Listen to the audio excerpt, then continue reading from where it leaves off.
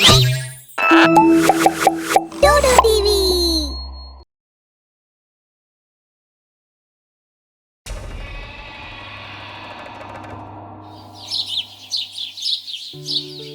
आज मिस्टर सिंह के नए घर में गृह प्रवेश की पूजा थी। सभी लोग घर की तारीफ करते नहीं थक रहे थे। पूजा के बाद सभी लोग चले गए। तभी प्रॉपर्टी डीलर सत्यरथी वहां आया। वाह मिस्टर सिंह, मान गए इस पुराने खंडर पड़े घर को जिसे कोई पूछता नहीं था। आपने तो रिनोवेशन करा के इसमें जान डाल दी। वाह, दीवार पे क्या अद्भुत पेंटिंग करवाई है। अजीब है पर खूबसूरत भी उतनी है। ओह शुक्रिया सत्यार्थी जी, बस एक सपना था जी, अपनी कमाई से एक अच्छा घर ले लूं। आज वो सपना भी पूरा हो गया जी। और मेरी खूबसूरत बीवी ने पूरे घर में पेंटिंग करके इसे अपनी तरह खूबसूरत बना दिया है जी, हैं? अच्छा, तो भाभी जी ने पूरे घर में ये किया है। वाह भाभी जी, आपके हाथों में तो जादू है। कभी कभी जादू दिखाना पड़ता है भाई साहब। अब तुसी ही कह रहे थे इतने कम बजट में कोई अच्छा घर नहीं मिल सकता। अब तो आड़ा की ख्याल है। अब आप शर्मिंदा कर रही हैं भाभी जी। वैसे मेरे पास भी एक जादू है। अभी एक पार्टी का कॉल आया था। वो इस प्रॉपर्टी के दुगने से भी ज्यादा दाम देने के लिए तैयार है। इससे भी बेहतर घर हो जाएगा भाभी जी आपके पास, ऊपर से जिंदगी भर ऐश करने के पैसे भी। ये तुसी कैसी गल कर रहे हो जी? मैं किसी कीमत पर ये घर नहीं बेचूंगी। मैं अब ये घर किसी को नहीं दे सकती। देना तो पड़ेगा भाभी जी, या तो पैसे लेकर या जान देकर। तभी प्रॉपर्टी डीलर सत्यरथी के साथ आए कुछ गुंडे अंदर आ गए और उन्होंने अपने चाकू बाहर निकाल ली। अचानक लाइट चली गई। तभी उसी अंधेरे में किसी पर हमले होने की आवाज आई। लगातार चीखें गूंजने लगी। कई लोगों को जमीन पर गिराने की आवाज चीख के साथ लगातार आ रही थी। आवाज सुनकर लग रहा था जैसे अंधेरे में कई लोग अपनी जान बचाने के लिए भाग रहे हों। तभी अचानक लाइट आ गई। घर के फर्श पर चारों तरफ बस खून ही खून बिखरा पड़ा था। सत्यरथी के साथ आए सभी गुंडों की लाश पड़ी थी। किसी का सर अलग था तो किसी का आधा शरीर का हिस्सा ही अलग हो चुका था, तो किसी की आंखें निकली थी। बहुत ही विभत्स और डरावना दृश्य था। मिस्टर सिंह और मिसेस सिंह एक दूसरे को देख रहे थे। तभी प्रॉपर्टी डीलर सत्यरथी डर के मारे चीखता हुआ घर से भागने लगा। मुझे जाने दो, मुझे माफ कर दो। सत्यरथी डरते हुए भागकर घर से निकल गया। मिस्टर सिंह और मिसेस सिंह भी काफी डरे हुए थे। उन्हें कुछ समझ नहीं आ रहा था। ये सब कैसे हुआ? क्या सभी ने आपस में लड़कर एक दूसरे की जान ले ली? सभी शॉक में थे। तभी बाहर जाते प्रॉपर्टी डीलर सत्यरथी की फोन की घंटी बजी। सत्यरथी ने फोन पिक किया। तभी उधर से आवाज आई। क्या खाली हो गई प्रॉपर्टी? जल्दी काम शुरू करना है वहाँ। साहब, उस प्रॉपर्टी की बात मत कीजिए। उसे खाली करवा पाना मेरे बस में नहीं है। मेरे सारे लोग मारे गए। ये क्या बोल रहे हो? उन लोगों ने तुम्हारे इतने आदमी मार डाले? मैं इस मामले में कुछ बात नहीं करना चाहता। वो मौत का तांडव याद करके ही मेरे रोंगटे खड़े हो जाते हैं। मैं अब उस जगह को सपने में भी याद नहीं रखना चाहता। पर आप टेंशन मत लीजिए, उससे भी कम पैसों में आपको उससे भी अच्छी प्रॉपर्टी दिलवा दूंगा मैं। ओए मखिज्जा नाम है मेरा, मखिज्जा। जिस डील पे पैसे एक बार दे दिए, फिर या तो प्रॉपर्टी लेता हूं या डीलर की जान। मुझे उस जगह पर होटल बनानी है तो बनानी है। आगे तो खुद समझदार है। मखीजा ने फोन काट दिया। सत्यरथी को कुछ समझ नहीं आ रहा था कि अब क्या करे। तभी उसने अपने दोस्त और उस शहर के सबसे खतरनाक गुंडे अब्दली को फोन किया और उसे सारी बात बताई। क्या मियां, एक औरत और एक मर्द, इसके लिए तुम अब्दाली को फोन किया करके? चलो अब तुम फोन कर ही दिए हो तो मैं खुद अपने शागिर्दों को लेकर आता हूँ। कल सुबह से मखीजा को काम शुरू करने को बोल दे। रात होते ही अब्दली अपने कई आदमियों के साथ वहां पहुंच गया। सारे बदमाश चारों तरफ लगे पाइप के सहारे ऊपर चढ़ने लगे। वो बस छत पर पहुंचने ही वाले थे कि छत पर एक भयंकर चुड़ैल देख चीखने लगे। तभी उस चुड़ैल ने एक बदमाश का सिर अपने नाखून से काटा और नीचे फेंक दिया। दूसरे बदमाश के साथ भी ऐसा ही किया।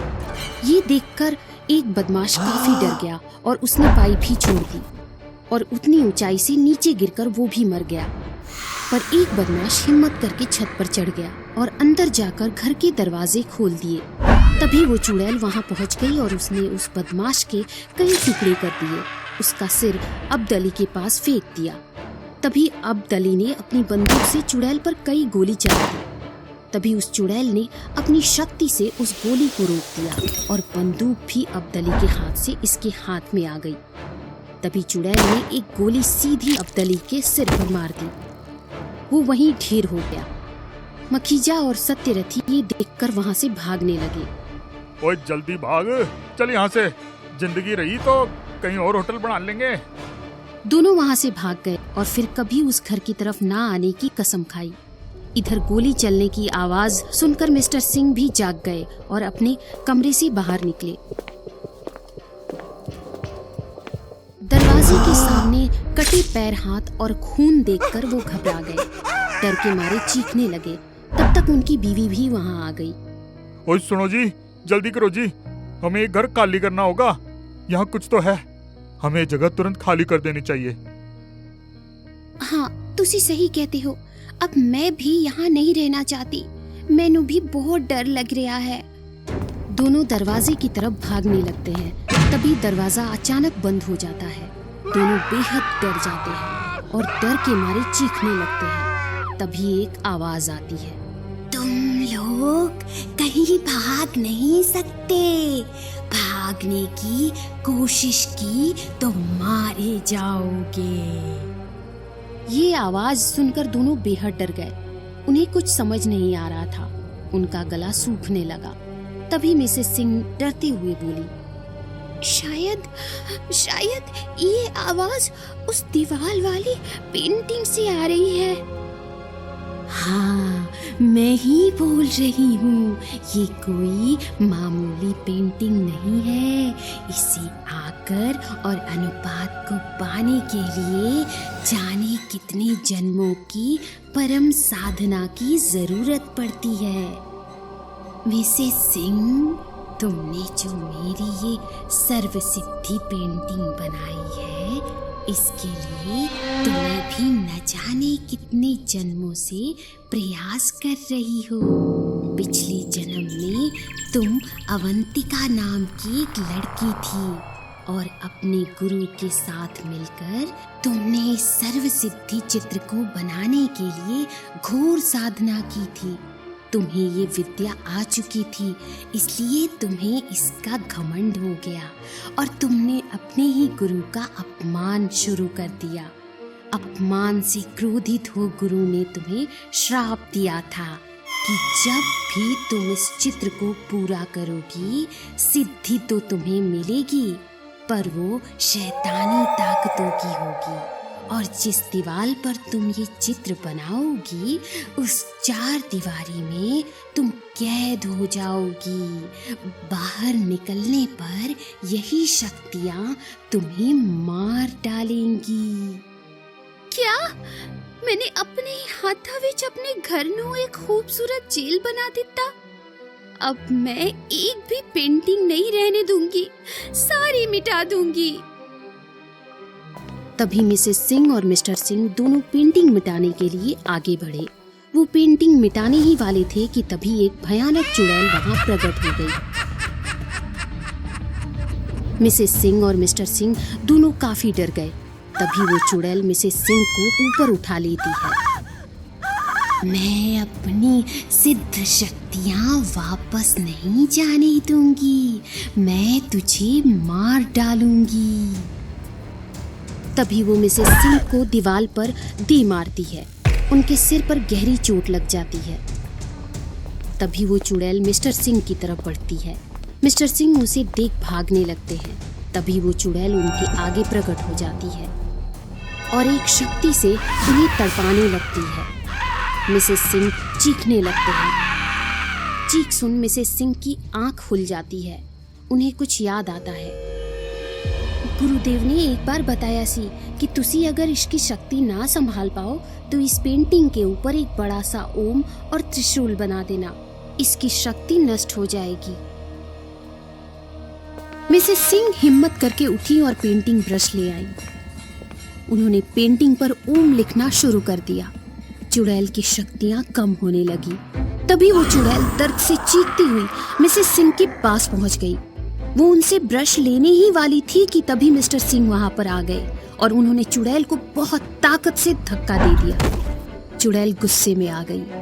तभी उसने एक शक्ति मिस्टर सिंह पर फेंकनी चाहिए, पर तब तक मिसेस सिंह ने पेंटिंग पर ओम का निशान और त्रिशूल बना दिया। चुड़ैल जलने लगी और चीखते हुए वहां से गायब हो गई। पर इस घटना से मिस्टर सिंह और मिसेस सिंह दोनों इतने डर गए कि इस घर को ही छोड़कर हमेशा के लिए चले गए। वो पेंटिंग आज भी उस घर में है, मगर पिछले 20 सालों से उस घर को किसी ने नहीं खरीदा।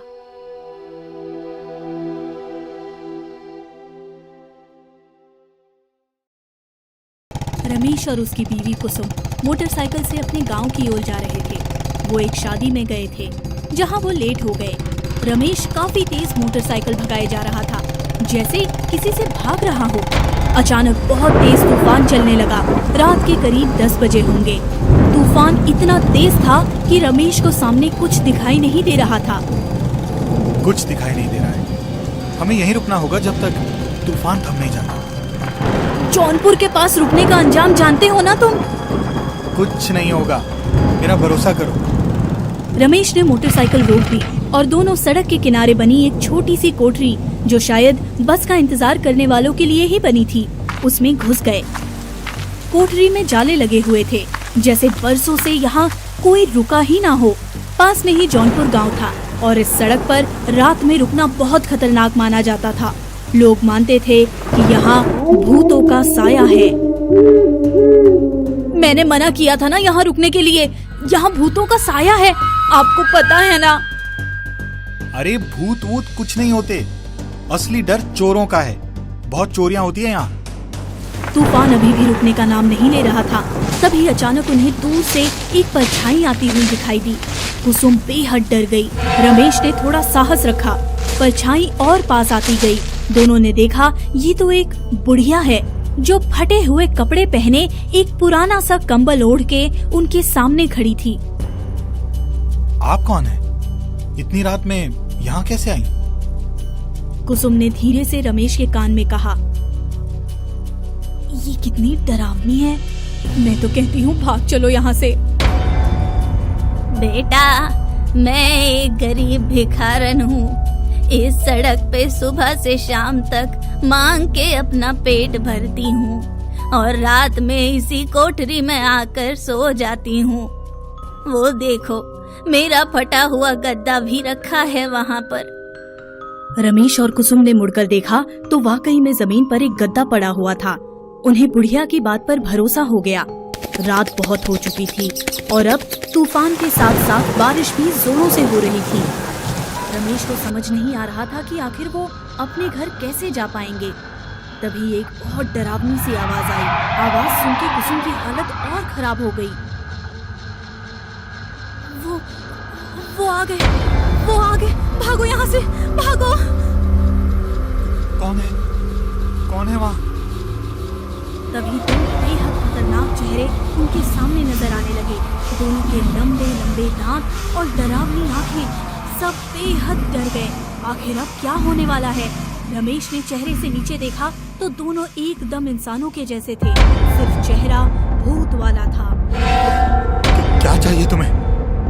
तुम्हारा खून। प्लीज प्लीज प्लीज हमें छोड़ दो, हमें जाने दो। ऐसे कैसे जाने दें? जो भी तुम कहोगे हम करने को तैयार हैं। हम तुम्हें छोड़ देंगे, पर बदले में तुम्हारी बीवी के गहने हमें दे दो और अपनी मोटरसाइकिल भी, वरना तुम सबका खून पी जाएंगे हम। ये जीवन भर की कमाई है हमारी, कैसे दे दें तुम्हें? अच्छा, तो ये बात है। एक भूत ने तुरंत अपनी जेब से चाकू निकाला और रमेश के हाथ पर मार दिया। खून की धार बह निकली। रमेश दर्द से कराहने लगा। ही नहीं देगा। हाँ, सब ले लो, सब ले लो, बस हमें छोड़ दो। ए बढ़िया, तेरे पास क्या है वो भी हमें दे दे। बेटा मेरे पास तो कुछ भी नहीं है, ये 2 रोटियां हैं जो किसी भले आदमी ने मुझे दी थी। धत तेरी की, मूड खराब कर दिया एकदम। ए चलो चलो, कहने दो इधर तुम लोग। कुसुम तुरंत अपने गहने निकाल कर देने लगी। रमेश और कुसुम का डर एकदम उनके चेहरे से साफ दिखाई दे रहा था। दोनों भूत जोर जोर से हंस रहे थे और उनकी हर हंसी के साथ रमेश और कुसुम का डर और भी बढ़ता जा रहा था। दोनों को लग रहा था कि बस आज किसी तरह जान बच जाए तो दोबारा कभी इतनी रात में घर से कहीं नहीं जाएंगे।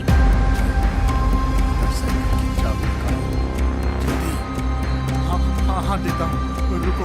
तूफान थम चुका था। रमेश ने चाबी निकालकर उनको दे दी और गहने और चाबी लेकर वो दोनों भूत वहाँ से चलने लगे। मोटरसाइकिल स्टार्ट करके वो बस निकलने ही वाले थे कि अचानक मोटरसाइकिल अपने आप बंद हो गई। आगे वाले भूत ने बहुत कोशिश की मगर वो स्टार्ट नहीं हो रही थी। अचानक से एक जोरदार झटके से दोनों भूत जमीन पर जा गिरे। उन्होंने अपने सामने देखा तो एक लंबे बालों वाली खतरनाक डायन खड़ी थी। वो जोर जोर से हंस रही थी। रमेश और कुसुम ने ये नजारा देखा तो उनका डर अब दहशत में बदल गया। इतना सब कुछ एक ही रात में देखना क्या उन्हीं के नसीब में लिखा था? उन्होंने पास में नजर घुमा के देखा तो बुढ़िया वहाँ नहीं थी। उन्हें समझ में आ गया कि जिसे वो भिखारन समझ रहे थे वो असल में चुड़ैल थी। भूत कब से चोरी करने लगे? हमारी कौम की इज्जत मिट्टी में मिला दी तुम लोगों ने। अब तुम अपनी जान से जाओगे। ये सुनते ही दोनों भूत डरने लगे। उनमें से एक ने कहा, हमें छोड़ दो, हम कोई भूत नहीं है, हम तो चोर हैं, चोर। हाँ, ये देखो। दोनों भूतों ने अपने चेहरे से नकाब उतार दिए। वो दोनों तो इंसान थे। रमेश और कुसुम की आश्चर्य का ठिकाना नहीं रहा। जिसको भूत समझ रहे थे वो इंसान निकले और जिसको इंसान समझ रहे थे वो चुड़ैल निकली। पर अब उन्हें लग रहा था कि चुड़ैल उन्हें भी खा जाएगी। तुम जैसे चोरों की वजह से ही मेरा ये हाल है, वरना मैं भी हंसते खेलते अपना जीवन गुजार रही थी। अपने पति के साथ इस सड़क से मैं घर जा रही थी। चोरों ने हमारी मोटरसाइकिल रोक के सब कुछ छीन लिया। हमने मना किया तो चाकू खोदकर हम दोनों को मार दिया। उस दिन के बाद से मैं यही भटक रही हूँ और हर वो चोर जो राहगीरों को लूटता है, मारता है, उसको मेरे गुस्से का शिकार होना पड़ता है। हमें माफ कर दो, जाने दो। हम तो यहाँ नए नए हैं, हमें नहीं पता था यहाँ तुम रहती हो। चुड़ैल का गुस्सा आसमान पर था। वो जोर जोर से चीखने लगी, नहीं छोड़ूंगी, नहीं छोड़ूंगी तुम्हें। उसने दोनों चोरों को ऊपर हवा में उठा लिया और सड़क के बीचों बीच पटक दिया। दोनों दर्द से कराहने लगे। एक भूत की जेब से चाकू निकलकर दूर गिर गया। चुड़ैल ने वो चाकू अपनी शक्ति से हवा में उठा लिया और एक भूत के पेट के अंदर घुसा दिया। चोर चीखने लगा, अब पता चला तुम्हारा चाकू जब किसी के जिस्म में घुसता है तो कैसा लगता है। चोर की जान वही निकल गई। दूसरा चोर डर के मारे भागने लगा। चुड़ैल ने उसको अपनी शक्ति से वहीं रोक दिया। वो भागने की कोशिश कर रहा था पर भाग नहीं पा रहा था। चुड़ैल ने अपने लंबे नाखून पीछे से उसकी गर्दन में घुसा दिए। उसका दम निकल गया। दोनों चोर मर चुके थे। चुड़ैल जोर जोर से चिल्लाने लगी और वहाँ से गायब हो गई। रमेश और कुसुम ने जो देखा वो उनके लिए बेहद खौफनाक था। रमेश ने तुरंत कुसुम की तरफ इशारा किया कि उन्हें यहाँ से निकलना होगा। रमेश ने सड़क पर पड़े गहने और चाबी उठाई और दोनों मोटरसाइकिल पर बैठकर वहाँ से निकल गए। आज भी जौनपुर की उस सड़क पर वो चुड़ैल एक बुढ़िया बनकर घूमती है। दूर दूर के चोरों को अब पता है कि वहाँ नहीं जाना है। पिछले 10 सालों से वहाँ एक भी चोरी नहीं हुई है। छोड़ो मुझे। मुझे जाने दो, मुझे मत मारो, मैंने क्या बिगाड़ा तुम्हारा? अनूप हाथ जोड़कर विनती कर रहा था, पर फिर भी कोई उसे मारे जा रहा था। बचाओ, बचाओ! वो चिल्लाए जा रहा था। फिर तभी झटके से उसकी नींद खुली। उसने खुद को बेड पर पाया। वो पसीने पसीने हो चुका था। उसने साइड टेबल पर रखे टिश्यू बॉक्स से टिश्यू निकालकर अपना पसीना पोंछा। वो बहुत घबराया हुआ था। उसने अपने सीने पर हाथ रखा तो पाया उसका हार्ट बहुत ही अबनॉर्मली बीट कर रहा था। कभी बहुत तेजी से तो कभी एकदम रुक जाता। वो विंडो पर जाकर पर्दा हटाकर फ्रेश एयर को महसूस करने लगता है। अनूप मुंबई के एक मल्टी स्टोरी बिल्डिंग में 2 BHK रेंटेड फ्लैट में रहता था। हर्ष उसका फ्लैटमेट था। दोनों 2 साल से साथ रह रहे थे। विंडो पर खड़े खड़े अनूप को हर्ष का ख्याल आया। बहुत लेट हो गया है, पता नहीं हर्ष आया है नहीं, देखता हूं जाकर। उसने जाके हर्ष के रूम का दरवाजा खोला, लेकिन वहां कोई नहीं था। बस जमीन पर एक सूटकेस पड़ा था। इतना लेट कैसे हो गया इसे? हमेशा तो अब तक आ जाता था, और ये सूटकेस? क्या हर्ष कहीं जाने वाला है? मुझे फोन करना चाहिए उसे। वो अपना फोन ढूंढने लगता है। साइड टेबल पर मोबाइल तो नहीं था। उसे याद था कि उसने वहीं रखा था। फिर उसने ड्रेसिंग टेबल पर देखा। मेरा फोन कहां चला गया? यहीं तो रखा था। तभी एक आवाज आती है। उसे एहसास होता है कि उसका दरवाजा कोई खोल रहा है। दरवाजा खुला और फिर बंद भी हुआ, पर उसे कोई दिखाई नहीं दिया। तभी पीछे से किसी की आवाज आई, चीखने और चिल्लाने की। उसने पलट कर देखा। ये क्या? ये सूटकेस तो उसने अभी थोड़ी देर पहले हर्ष के रूम में देखा था। ये यहां कैसे आ गया? मैं तो नहीं लाया। तभी उसने आवाजों पर फोकस किया। वो सूटकेस में से आ रही थी। वो डर गया। डर के मारे वहीं बैठ गया। अपने कान पर हाथ रख के आवाज को इग्नोर करने की कोशिश कर रहा था और खुद को समझाने की कोशिश करने लगा। रूप, डरो मत, अभी तू अकेला है। ऐसे डरेगा तो क्या होगा तेरा? संभाल खुद को। जब उसने कान पर से हाथ हटाया तो आवाज बंद हो चुकी थी। उसने सोचा ये उसका वहम है।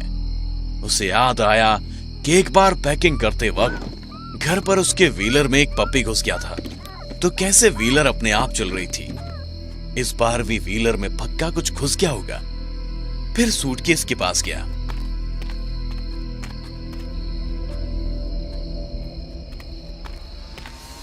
उसने जैसे ही उसे हाथ लगाया,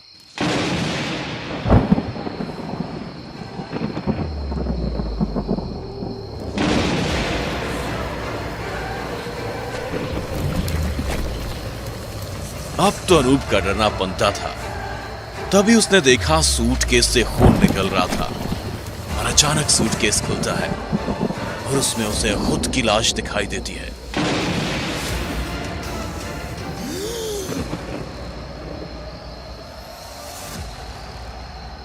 ये कैसे? मैं कब मरा? कैसे मरा? और मेरी लाश के टुकड़े टुकड़े कैसे किए? तभी उसके सिर में बहुत तेज दर्द होता है और वो सर पकड़कर बैठ जाता है। उसे याद आने लगता है, थोड़ी देर पहले हर्ष नहीं तो मारा है उसे। तकिए से उसने मेरा दम घोटा था। उसके बाद चॉपिंग नाइफ से उसने पहले मेरे पेट पे मारा और फिर पूरी बॉडी पर जहां तहां मारने लगा। तभी उसे हर्ष की आवाज आती है। अनूप की लाश को ठिकाने लगाना पड़ेगा। अब बड़ा आया मेरी गर्लफ्रेंड पे लाइन मारने वाला। देख, मैंने तुझे ही मार डाला। अब आत्मा बनकर दूसरी आत्माओं को लाइन मारना।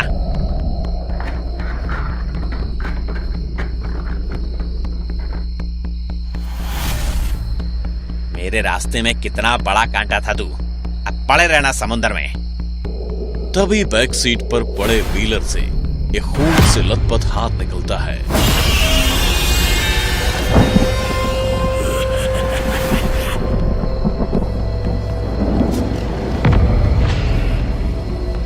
तुझे क्या लगा? तूने यहाँ कहानी खत्म कर दी? कौन है? कौन है मेरी गाड़ी में? इतनी जल्दी भूल गए? अभी थोड़ी देर पहले तूने मुझे मारा। ये क्या मजाक है? जल्दी हॉस्पिटल चलो। तभी जोरदार बिजली कड़कती है और गाड़ी रुक रुक कर चलते चलते रुक जाती है।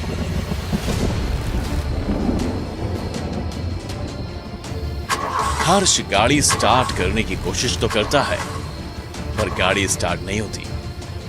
गाड़ी अचानक स्टार्ट हो जाती है और फिर इतनी तेजी से चलती है कि हर्ष को कुछ भी दिखाई नहीं देता। और फिर जब गाड़ी रुकती है तो वो एक हॉस्पिटल के सामने खड़ा रहता है। हर्ष इधर उधर देखता है और गाड़ी चलाकर जल्दी से समुंदर की तरफ जाता है। समुंदर के ऊपर पुल पर हर चीज नॉर्मल हो जाती है। हर्ष पीछे पलटकर देखता है तो व्हीलर वैसे ही रखा रहता है जैसा उसने रखा था। वो गाड़ी से निकलता है तो बस समुंदर की आवाज सुनाई देती है उसे। वो सोचता है, एक तो आज इतना बड़ा कांड कर दिया और ऊपर से शराब, ये सब उसी का नतीजा है। मैं भी फालतू में डर रहा था। अब फाइनली मुझे तुमसे मुक्ति मिल जाएगी। जा रूप, चैन से रहो समुंदर में। वो सूटकेस को उठाकर समुंदर में फेंक देता है और कार ट्रंक को खोलकर एक और सूटकेस निकालकर समुद्र में फेंक देता है।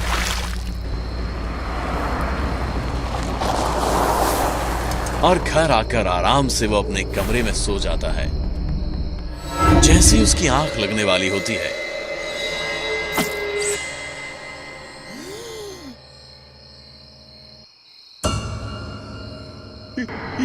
ये ब्लड कहां से आया?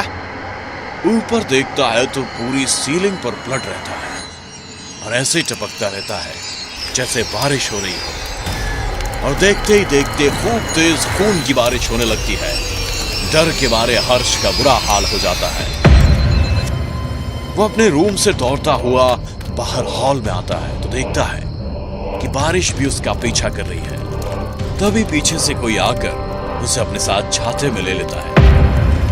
थैंक यू यार, पता नहीं कहां से घर के अंदर ये बारिश हो रही और तो और मैं पागल हो गया हूं। मुझे ऐसा क्यों लग रहा है कि खून की बारिश है ये? हाँ, ये खून की बारिश है। जो खून अनूप के रूम में फ्लोर पर पड़ा था, ये वही खून है। हो ही नहीं सकता। ध्यान से देखो। हर्ष पीछे मुड़कर छाता देने वाले को देखता है। वहां से कोई और नहीं दिखता, पर जैसे ही उसकी नजर नीचे जाती है, वो झटके से दूर भागता है। वहां वही सूटकेस रखा है। अब हर्ष इतना डर जाता है कि गिरते पड़ते दरवाजे की तरफ भागता है और दरवाजा खोल के लिफ्ट की तरफ जाता है। वहां दोनों लिफ्ट की बटन दबाता है और एक भी लिफ्ट उस फ्लोर पर नहीं आती। वो पीछे मुड़कर देखता है तो वही सूटकेस उसे आता हुआ दिखता है। वो जल्दी से सीढ़ियों की तरफ भागता है। जल्दी जल्दी में वो सीढ़ियों पर गिर भी जाता है, फिर भी खुद को संभालते उठता है और तेजी से नीचे की ओर उतरता है। तभी उसे नीचे से सूटकेस आता हुआ दिखाई देता है तो हर्ष ऊपर की तरफ भागने लगता है। वो डर के मारे कब 18वें फ्लोर के टेरेस पर पहुंच जाता है, उसे पता ही नहीं चलता। वो वहां जाकर पीछे देखता है तो उसे कुछ दिखाई नहीं देता, और जैसे ही सामने देखता है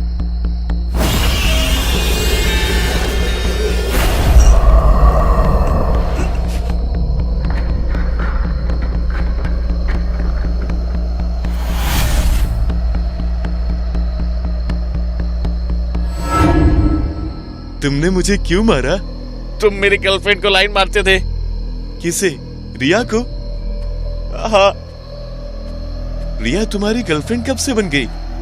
हाँ तो बन जाती। तभी हर्ष के गाल पर एक जोरदार थप्पड़ पड़ता है। ये थप्पड़ मारा था रिया ने। तुमने ऐसा सोच भी कैसे लिया?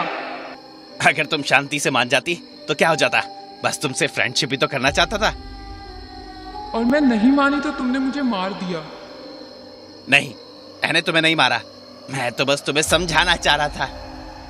और समझाते समझाते मुझे धक्का लग गया और टेबल के कॉर्नर से लग के मेरा सर फट गया। दरअसल अनूप को मारने के बाद हर्ष रिया से मिलने गया था। बात करने के दौरान वो उसे पकड़ के समझाने की कोशिश करता है, पर रिया उससे खुद को अलग करना चाहती है। और इसी बीच उसे धक्का लग जाता है। हॉस्पिटल ले जाने के बजाय वो सोचता है कि दोनों बॉडीज को वो समंदर में फेंक देगा, और उसने ऐसा ही किया। मैं तुम्हें मारना नहीं चाहता था। तो मुझे हॉस्पिटल लेकर जाने की बजाय समंदर में ले जाकर फेंक दिया। सॉरी रिया, मेरे कारण तुम हर्ष से मिली और तुम्हारे साथ ये सब हो गया। पर जिंदा तो ये भी नहीं बचेगा।